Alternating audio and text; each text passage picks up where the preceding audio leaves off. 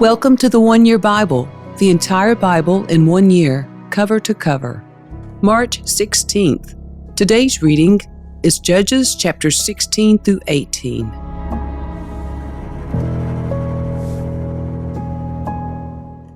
One day Samson went to the Philistine town of Gaza and spent the night with a prostitute.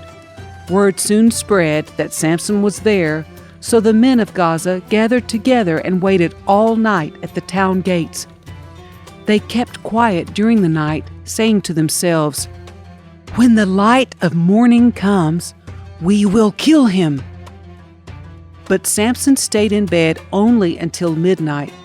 Then he got up, took hold of the doors of the town gate, including the 2 posts, and lifted them up, bar and all. He put them on his shoulders and carried them all the way to the top of the hill, across from Hebron. Some time later, Samson fell in love with a woman named Delilah, who lived in the valley of Sorek. The rulers of the Philistines went to her and said, "Entice Samson to tell you what makes him so strong, and how he can be overpowered and tied up securely. Then each of us will give you 1,100 pieces of silver." So Delilah said to Samson, "Please tell me what makes you so strong, and what would it take to tie you up securely?" Samson replied, "If I were tied up with 7 new bowstrings that have not yet been dried, I would become as weak as anyone else." So the Philistine rulers brought Delilah 7 new bowstrings, and she tied Samson up with them. She had hidden some men in one of the inner rooms of her house, and she cried out, "Samson, the Philistines have come to capture you!" But Samson snapped the bowstrings as a piece of string snaps when it is burned by a fire. So the secret of his strength was not discovered. Afterward, Delilah said to him, "You've been making fun of me and telling me lies. Now, please tell me how you can be tied up securely." Samson replied, "If I were tied up with brand new ropes that had never been used, I would become as weak as anyone else." So Delilah took new ropes and tied him up with them. The men were hiding in the inner room as before, and again Delilah cried out, "Samson, the Philistines have come to capture you!" But again Samson snapped the ropes from his arms as if they were thread. Then Delilah said, "You've been making fun of me and telling me lies. Now tell me how you can be tied up securely." Samson replied, "If you were to weave the 7 braids of my hair into the fabric on your loom and tighten it with the loom shuttle, I would become as weak as anyone else." So while he slept, Delilah wove the 7 braids of his hair into the fabric. Then she tightened it with the loom shuttle. Again she cried out, "Samson, the Philistines have come to capture you!" But Samson woke up, pulled back the loom shuttle, and yanked his hair away from the loom and the fabric. Then Delilah pouted, "How can you tell me I love you when you don't share your secrets with me? You've made fun of me 3 times now, and you still haven't told me what makes you so strong." She tormented him with her nagging day after day until he was sick to death of it. Finally, Samson shared his secret with her. "My hair has never been cut," he confessed, "for I was dedicated to God as a Nazirite from birth. If my head were shaved, my strength would leave me, and I would become as weak as anyone else." Delilah realized he had finally told her the truth, so she sent for the Philistine rulers. "Come back one more time," she said, "for he has finally told me his secret." So the Philistine rulers returned with the money in their hands. Delilah lulled Samson to sleep with his head in her lap, and then she called in a man to shave off the 7 locks of his hair. In this way, she began to bring him down, and his strength left him. Then she cried out, "Samson, the Philistines have come to capture you." When he woke up, he thought, "I will do as before and shake myself free." But he didn't realize the Lord had left him. So the Philistines captured him and gouged out his eyes. They took him to Gaza, where he was bound with bronze chains and forced to grind grain in the prison. But before long, his hair began to grow back.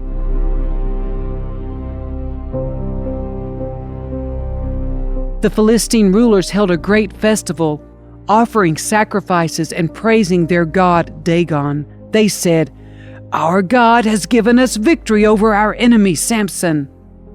When the people saw him, they praised their God, saying, "Our God has delivered our enemy to us. The one who killed so many of us is now in our power." Half drunk by now, the people demanded, "Bring out Samson so he can amuse us." So he was brought from the prison to amuse them, and they had him stand between the pillars supporting the roof. Samson said to the young servant who was leading him by the hand, "Place my hands against the pillars that hold up the temple. I want to rest against them." Now the temple was completely filled with people. All the Philistine rulers were there, and there were about 3,000 men and women on the roof who were watching as Samson amused them. Then Samson prayed to the Lord, "Sovereign Lord, remember me again. Oh God, please strengthen me just one more time. With one blow, let me pay back the Philistines for the loss of my 2 eyes." Then Samson put his hands on the 2 center pillars that held up the temple. Pushing against them with both hands, he prayed, "Let me die with the Philistines!" And the temple crashed down on the Philistine rulers and on all the people. So he killed more people when he died than he had during his entire lifetime. Later, his brothers and other relatives went down to get his body. They took him back home and buried him between Zorah and Eshtaol, where his father Manoah was buried.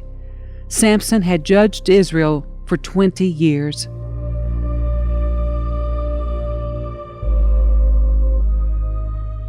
There was a man named Micah who lived in the hill country of Ephraim. One day he said to his mother, "I heard you place a curse on the person who stole 1,100 pieces of silver from you. Well, I have the money. I was the one who took it."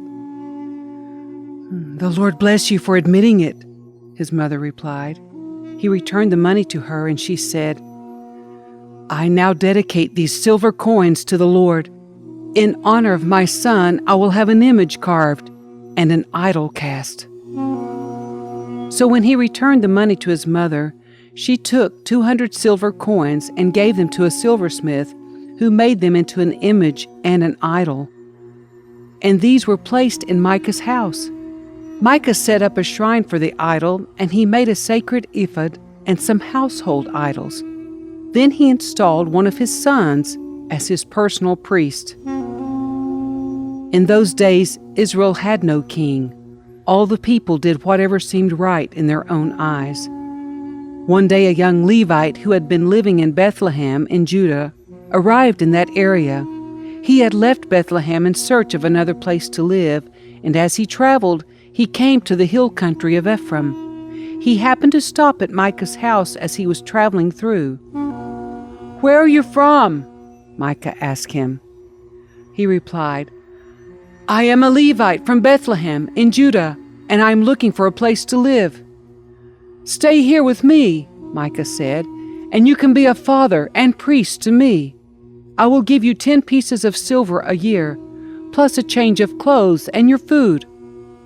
The Levite agreed to this, and the young man became like one of Micah's sons. So Micah installed the Levite as his personal priest, and he lived in Micah's house. "I know the Lord will bless me now," Micah said, "because I have a Levite serving as my priest." Now in those days Israel had no king, and the tribe of Dan was trying to find a place where they could settle, for they had not yet moved into the land assigned to them when the land was divided among the tribes of Israel. So the men of Dan chose from their clans 5 capable warriors from the towns of Zorah and Eshtaol to scout out a land for them to settle in. When these warriors arrived in the hill country of Ephraim, they came to Micah's house and spent the night there. While at Micah's house, they recognized the young Levite's accent, so they went over and asked him, "Who brought you here? What are you doing in this place? Why are you here?" He told them about his agreement with Micah and that he had been hired as Micah's personal priest. Then they said, "Ask God whether or not our journey will be successful." "Go in peace," the priest replied, "for the Lord is watching over your journey." So the 5 men went on to the town of Laish, where they noticed the people living carefree lives like the Sidonians. They were peaceful and secure. The people were also wealthy because their land was very fertile, and they lived a great distance from Sidon and had no allies nearby. When the men returned to Zorah and Eshtaol, their relatives asked them, "What did you find?" The men replied, "Come on, let's attack them. We have seen the land, and it is very good. What are you waiting for? Don't hesitate to go and take possession of it. When you get there, you will find the people living carefree lives. God has given us a spacious and fertile land, lacking in nothing." So 600 men from the tribe of Dan, armed with weapons of war, set out from Zorah and Eshtaol. They camped at a place west of Kiriath-Jearim in Judah, which is called Mahanaim Dan to this day. Then they went on from there into the hill country of Ephraim and came to the house of Micah. The 5 men who had scouted out the land around Laish explained to the others, "These buildings contain a sacred ephod, as well as some household idols, a carved image, and a cast idol. What do you think you should do?" Then the 5 men turned off the road and went over to Micah's house, where the young Levite lived, and greeted him kindly. As the 600 armed warriors from the tribe of Dan stood at the entrance of the gate, the 5 scouts entered the shrine and removed the carved image, the sacred ephod, the household idols, and the cast idol. Meanwhile, the priest was standing at the gate with the 600 armed warriors. When the priest saw the men carrying all the sacred objects out of Micah's shrine, he said, "What are you doing?" "Be quiet and come with us," they said. "Be a father and priest to all of us.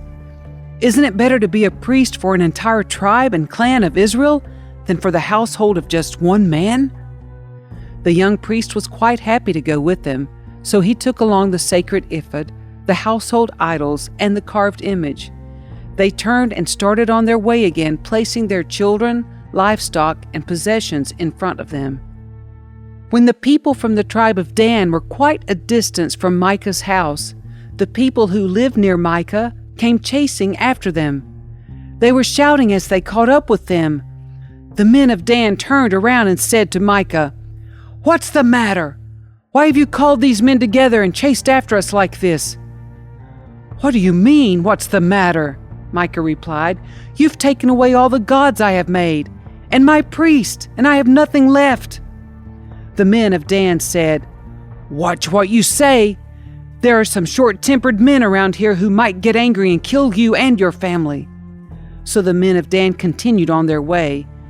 When Micah saw that there were too many of them for him to attack, he turned around and went home. Then, with Micah's idols and his priest, the men of Dan came to the town of Laish, whose people were peaceful and secure. They attacked with swords and burned the town to the ground. There was no one to rescue the people, for they lived a great distance from Sidon and had no allies nearby. This happened in the valley near Beth Rehob. Then the people of the tribe of Dan rebuilt the town and lived there. They renamed the town Dan after their ancestor, Israel's son, but it had originally been called Laish. Then they set up the carved image, and they appointed Jonathan, son of Gershom, son of Moses, as their priest. This family continued as priests for the tribe of Dan until the exile. So Micah's carved image was worshipped by the tribe of Dan as long as the tabernacle of God remained at Shiloh.